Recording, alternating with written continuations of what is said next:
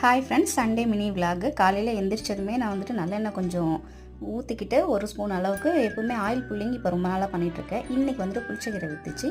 ஒரு கட்டோட விலை 10 ரூபா.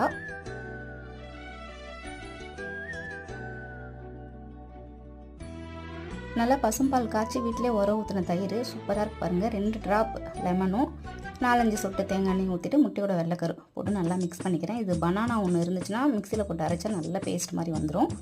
வாய் ஏன் அப்படி இருக்குன்னு பார்க்காதீங்க. வாயில் வந்துட்டு ஆயில் புல்லிங் பண்ணிகிட்ருக்கேன்.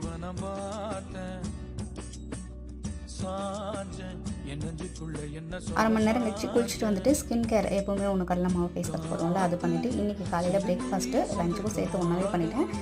யூடியூப் பார்த்தேன், இந்த குக்கிங் பண்ணேன், ரொம்பவே டிஃப்ரெண்ட்டாக இருந்தது.